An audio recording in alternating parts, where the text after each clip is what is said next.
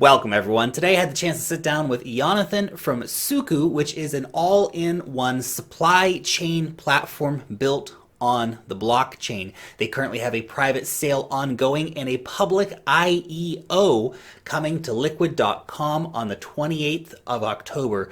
There's details down below about how you can get involved in the sale. And let's get into the interview about what Suku is and what they're doing. Very excited to welcome Jonathan on the show, talking about Suku, the all-in-one supply chain platform. Jonathan, how's it going? Thank you. Thank you. How are you? Thank you for having me. Thank you for coming on. Now, just before we dive into what Suku's doing, how they're approaching supply chain, looking at some use case and all those different things, just a quick disclaimer for everyone out there in the audience. A reminder, as always, to please do your own research before investing in any cryptocurrency. Also, Suku is not and will not be available to any U.S. persons. As such, the content and distribution of this interview is not intended for U.S. persons. Furthermore, I'd like to thank the team over at Suku for supporting the channel by sponsoring today's video. So let's get into the elevator pitch. Let's give us the high level. What are you guys doing? First of all, this is not a sales pitch for your nut cheese company. So, so basically, we want to become the universal symbol of truth for consumers and brands, making commerce more transparent and efficient. So a little bit about our story. I was actually the product lead at Deloitte blockchain lab in New York. That was 6 years ago. So I've been on that role for 4 years since 2014. And many of us actually have been building solutions for Fortune 500 and going through different use cases. Really, supply chain for us was one of the biggest opportunities. It was one of the spaces where we saw a lot of traction. So back in 2017, at the end of it, I decided to leave Deloitte to create my own company until my boss told me to stay for a couple of weeks to help him with this client, right? And the client was actually building a supply chain solution. I said, hey guys, I'm gonna help you out. It's just my last 2 weeks. So I immediately fell in love with the company, the concept, like the founders were amazing. And yeah, I was lucky to receive an offer from them. And I joined them 2 years ago. And then 6 of us from the blockchain lab actually moved to the startup as well. So we are now a 30 people company headquartered in Silicon Valley. And we started with this concept of actually doing creating solutions for supply chain to make them more transparent and efficient, focused on B2B, right? So we worked for that for the last year and a half. And then we wanted to translate those benefits to the end consumer, right? So we said, everything that we build here, the ecosystem that we build on the B2B side, the users will need to use that. We need to get advantage of what we build. And that's when we created a verification tool. So when you look at the sustainability market, you'll see that it's a $2.5 trillion market. But there's There's one big issue, right? We think that the conscious consumers, like the ones that really care more, like share more and spend more, are really just a tiny portion of the entire population. And actually, this trend has been growing a lot. And these are consumers that just don't want to buy a product because they like the product, but because they like the message. Mm-hmm. They know where it's coming from. They can give back to the community. They can be part of that story.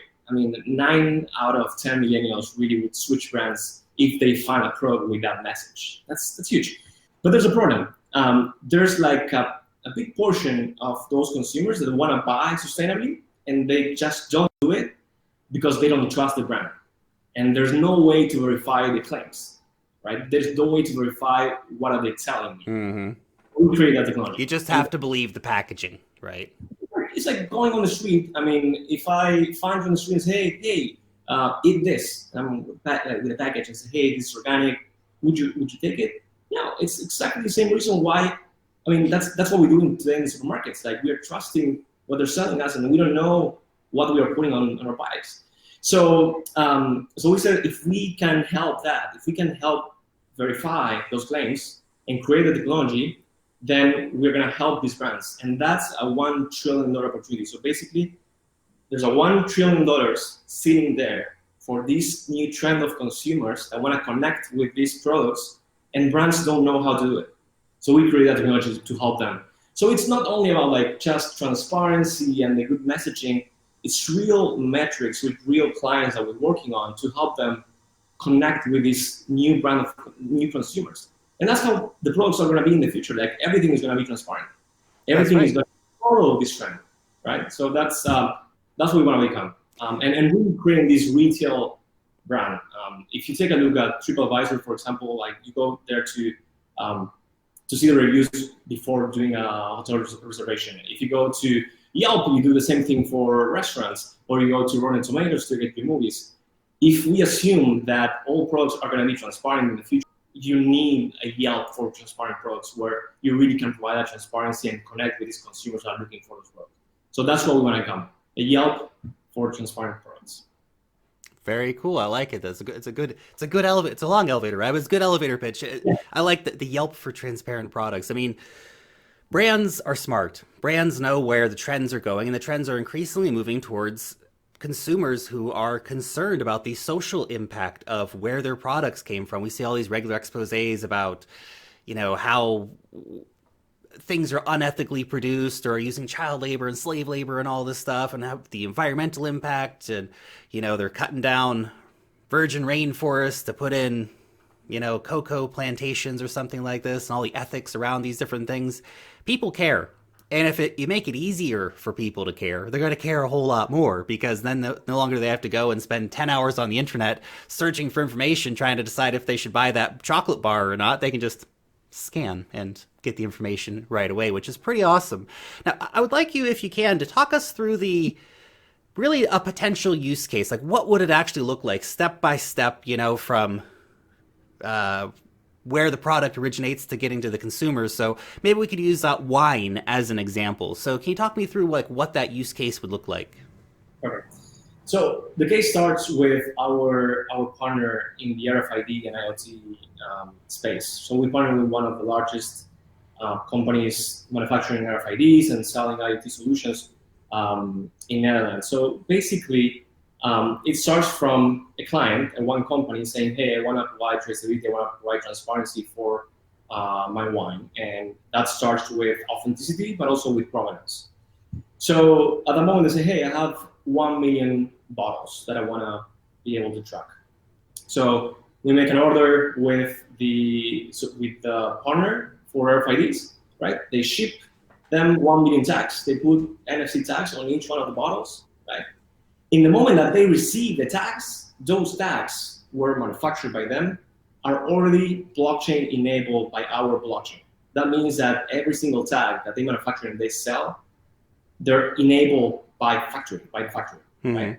That's huge. And that means that whenever they get the tags and they put the tags on the wines, anyone that's going to scan, every time that they scan the bottle, that hits a blockchain, right? So that integration right there, I think it's a good win for us. So it starts with them putting the NFC tags, and then you have a set of participants, right? You have the producer of the wine. I really know exactly on the wine industry because we didn't work on that case, but you have a set of participants, right? You will have the producer, you will have the distributor, you have the retailer. And every single one of them will be able to scan and will record the event of what happened. Right? In that way, you'll have a full traceability solution, right? We also came up and created a decentralized marketplace because you have distributors, you have retailers, you have suppliers that want to connect with each other. We know it's reducing transaction costs. So we create a marketplace if they want to use that. And then at the end of the chain, you have the end consumer. The consumer will go to the supermarket. They're going to scan the bottle, and then they're going to see every step with each one of the participants. When did they ship it? How they produce it? And most importantly, being able to verify those claims, verify those attributes. If the wine company says this is organic or we produce this with grapes from this country, our idea is that everything that they say is going to be, we're going to verify, right? That's why we call it like, so Suku truth verify. So we're moving from this system based on trust to a system based on transparency. So everything they say, we need to have a way to actually verify. It's really about, hey, yes, that's organic. I'm going to trust you. And that proves that can actually happen, like that happen, right? If they say it came from this region, or I don't know, for other cases where I know we have like vaccines with normals, that we go to every single like vendor and we ask, I mean, did you sell those vaccines? And if you have like animals like eating grass, we have technologies to actually potentially see that they actually eating what they say they're eating. So basically, in that process, we are bringing the entire chain closer to the end consumer. Right now, the interaction is between the retailer, the brand, and the end consumer. Now you can actually see the face of the farmer. You can create a connection. You can actually tip the farmer. Like you go that's interesting. You go to the place and you like the wine, because we realize that the suppliers, the small farmers, are the ones that have the least value of the entire chain. So so tipping the farmer might be one, but using the token to actually incentivize those smaller participants to get them closer to the end consumers, and they will be getting feedback from the end consumer, and they will be able to raise the quality of the products, and you have transparency for the retailer to see where they're buying from. So all new dynamics that are created by just a single case of traceability. It's amazing technology, because the ability to just scan something and you can say, oh, well, there's the certification that this is an organic product. You know, there's the certification that this is fair trade and this is the region it was grown in, and all these things come in, and it's so important, I think, as a consumer to have this kind of knowledge. And then, of course, there's also the efficiency that you guys can bring into the market as well. I mean, there's the crazy statistic, something like a third of food that we produce is thrown away.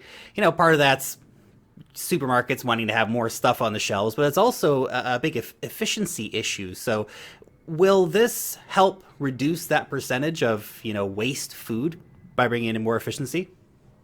Probably it's going to be a good technology to do that. So issues like E. coli outbreaks. I remember one time here in Miami where I live, there was a huge outbreak on lettuce. So you go to a supermarket, there's nothing. Like, it's not really That's crazy. That happened, like nothing. Yep. Basically, they didn't have a good way to actually track the issue, and it took them like a couple of months maybe to identify the responsible party. So definitely takes care of the waste and can reduce some of those costs. But we think the opportunities around cost, I mean, it's great, and everyone is playing on that field. We think that the revenue opportunities, the business generation opportunities in B2B systems and traceability solutions is probably 10x of what it is on the cost side, and that's our main focus. So people will say, "Oh yeah, you want to track, like who would track a wine and would be able and would like to see a certificate?" A lot of people. A lot of people. I would. And we're proving that by having that certificate, or by having just 1% more of information, it's really converting those customers into loyal customers. So, and I think you'd get to a situation where you'd walk into a shop and you would see, let's say, 2 bottles of red wine from same region or whatever. One has the transparent traceability on it. The other doesn't. Right? They both claim to be organic. They both claim to be, you know, pesticide-free, fair trade, whatever, right? You can verify one, you can't verify the other. And pretty soon consumers will click onto that and go, I'm going to go with the one that's transparent, that I know what's going on with. So that's pretty cool. Now, I want to move the conversation a little bit to talk about your tokens. So can you tell us what the token does, and why does the platform require a token? Yeah. So the token is the enabler of the network. Really, everyone in the network is incentivized through the token. So we use a token to create this incentives mechanism for the B2B ecosystem that we created. So we have nodes. The nodes, the owners of the network, are the clients, the brands, the retailers. And they have nodes, and they are incentivized by basically verifying transactions and getting paid through these tokens as a fee for users to use the network. So the incentive is to actually bring more users, bring more clients, bring more retailers and brands through the use of the token. The other incentive around the B2B ecosystem is that we created an open source layer that has the marketplace and traceability. And then the idea is to become a supply chain as a service ecosystem. So the problem that we have today in supply chains is that everyone is trying to resolve their issue with their system. Mm-hmm. We don't want to compete with our supply chain solutions. We want to be able to integrate it. So we started with marketplace tracking assets. If our networks of farmers, they want to get access to financing, then you have a company offering financing for them, or insurance, or logistics. They can quickly link to our ecosystem, and we use a token to incentivize developers to actually bring those and integrate those services into the ecosystem. The other one, on the consumer side, as we brought the end consumer closer to the supply chain, we create these advertising opportunities with every single one of the participants. So maybe tomorrow the farmer will want to advertise directly to the end consumer and get feedback out of it to improve their product, right? And those ads are paid with tokens, and the person that it's looking at the ad basically gets paid in those tokens. The token is used as a governance mechanism. So the ecosystem is governed, as I said, by the nodes and by token holders, and they will be able to vote for technology developments to improve either the core layer, or to improve or to add more services and select vendors to implement those services. But not only on the technology side, also on the business side. And then you have actually transaction fees on the network. So whenever someone wants to use a one-time financing app, so there's one transaction, someone pays the transaction fee to use that, and that's being paid in token, distributed to the nodes in the form of the token. We have other ways that we're imagining on how the token is going to be flowing through the ecosystem, but really we found that the blockchain, the token, and the way we create the system is giving us tremendous advantages to bring users on board and bring developers on board. Very, very cool. Now, how does Suku, the company, make money? So where do you guys fit in generating revenue for the company for the long term here? We really believe in the token as the value generation model for us, right? In this path to go through decentralized and create decentralized networks, you need a token to make it happen. So every single thing that we did, every single stakeholder network is really looking for creating services and using the token to accomplish that goal. That said, we have some offline opportunities if we need the money for operating expenses, such as partnering with this large RFID provider, where in all these use cases you need tags, and by selling those tags we get revenue. And by also creating new apps on top of this ecosystem, where we can actually charge potentially for those apps.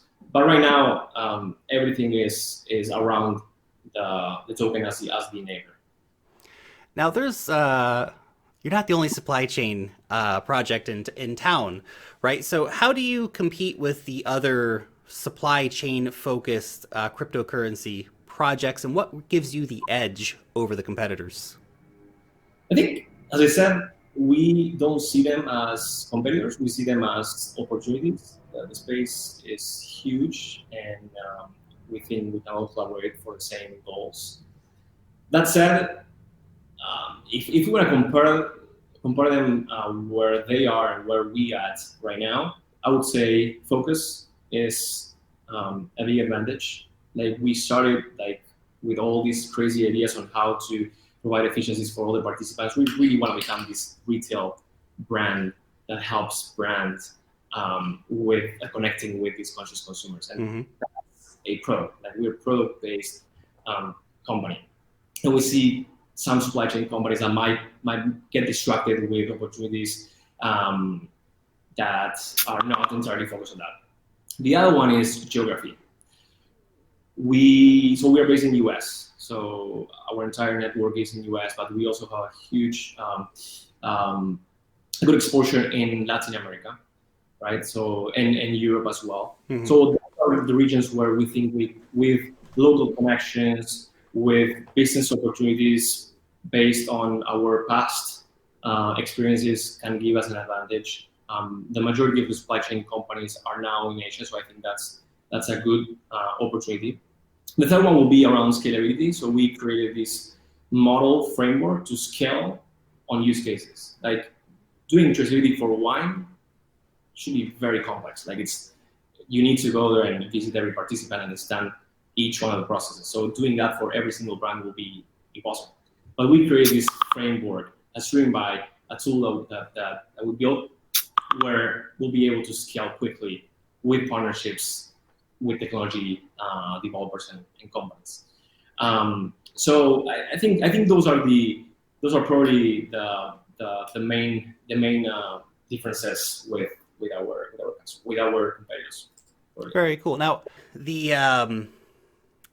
it's going to cost companies to use this technology, right? So, in terms of, I guess, how do companies? Do you have any like estimates or figures on what the projected bonus will be for companies? I mean, obviously, there's going to be an ROI for them in terms of investing in the supply chain technology and hoping to get more sales. So, do you have any metrics on that? We don't. I think there's some. We didn't launch yet, so we're launching in a couple of weeks. We have some models around other solutions that work in Europe, and they prove that verification tools similar to this actually work and drive and help these brands with revenue. So we don't have, unfortunately, we don't have any values yet, but we are actually launching in a couple of weeks with one of the two largest retailers in Latin America. We were very lucky to partner with them. This is a $16 billion revenue company. I cannot mention the name because we'll announce it in a couple of weeks, but we've been really lucky to start with them and showing them the value. So it's not like we created this product and then we'll see how it works and see if we can become. Hope somebody someday uses it, Well, it's real metrics with real, and we're starting with one product. And the idea is then to migrate to others. So starting with meat, then going to fish, to fruit, and then potentially to every single product on the aisle. So our logo right now is on the labels of these products. So the consumers will start realizing that whenever they see the logo, it means truth, right? It means that you scan it, you can get traceability, you can get a transparent product, you can associate with that brand and look at the message. And at the end, we want to become that single brand that can actually verify every single product on the supermarket. So becoming this onboarding tool for all the suppliers and vendors. And at the end, that value will translate into the end consumer in that retail platform. Very cool. We're definitely looking forward to seeing those big partners that you're working with announced. Obviously, seeing some of these big companies come in and use this technology, and that's what you need, right? You need those companies that already have the network effect. You're just giving them the technology and saying, we're going to make everything, more transparent, drive more customers for you. Now, so Citizens Reserve, that's a member of the Enterprise Ethereum Alliance, the Chamber of Digital Commerce, and the Blockchain in Transport Alliance. So can you explain a little bit about those relationships and how those are going to add value to Suku overall? I think it's each one of them have like a different goal. For example, the EEA, for us, we've been working with Quorum for a long time. When we were at Deloitte initially, and we also we saw this when we think about enterprise. I mean, it's impossible to think that the enterprise will onboard and will get to blockchain directly into public networks. Like it's not going to happen, right? So the only solution for us is going to create this hybrid system where you mitigate the risk of actually going into and implementing this new technology that is always evolving, that there's so many uncertainties, by providing the best of both worlds.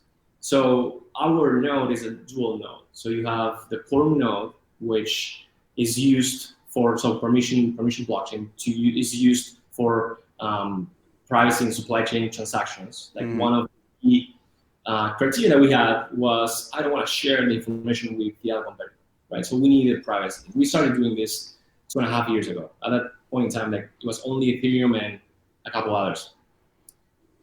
And so we need to have the privacy, we need to have the scalability in terms of supply chain transactions, but we also needed to have a public way to verify payments. So we created this bridge with public Ethereum. So our node is a dual node. It has Quorum and public Ethereum, and every time that you make a payment on any of these suppliers, that payment goes into public Ethereum, and then you're always in sync between the Quorum transactions and the Ethereum transactions. So really, for us, the enterprise world, and right now, until we solve many of these uncertainties, that's the only way. That creating these hybrid systems is the only way to really onboard them. And we spend a lot of time on onboarding and building up the infrastructure to bring them as nodes. So we partner with a company called BlockDemon. We work with them for more than a year. And right now you can actually set up a node in 15 minutes. So any company without technical resources or technical knowledge about blockchain, they can onboard a Suku node in 15 minutes. Wow. So part of the EA is basically help with that initiative, bringing our experience on the field and taking advantage of creating this enterprise model for the industry. Very, very cool stuff. Now, one of the final questions here for you. You guys have some very impressive advisors working with you. So can you just tell us a little bit about who a couple of those advisors are and what are they actually bringing to the table? Well, we got really lucky with advisors. We are very fortunate to have advisors that have been in the space for a long time, that have the supply chain experience, the finance experience, the academia experience, because we were doing a lot of research in the space. So one of them, Bill Shihara, the CEO of Bittrex. We have Cam Harvey, professor at Duke. So I'm from Duke. Cam actually was I actually learned about blockchain for the first time with him back in 2015. Cool. So really going full circle. And he was one of the pioneers in academia to teach about blockchain. Then we have Lily Lu, co-founder of Earn.com, that was acquired by Coinbase. Matt Prozac, founder of Block, really, Matt Prozac, one of the pioneers in the industry. And then Jack Lee, founding member of HCM, part of Foxconn. So it's a great mix of supply chain, finance, blockchain, and crypto. And yeah, we've seen tremendous value. Very, very cool. Well, anyone who wants to find out some more information, there's links down below. Go and read the white paper. Check out the website. It's a good read, so definitely check that out. Get yourself informed a little bit about what the guys over at Suku are doing. Jonathan, thank you so much for coming and telling us a little bit about what you guys are doing. Thank you so much.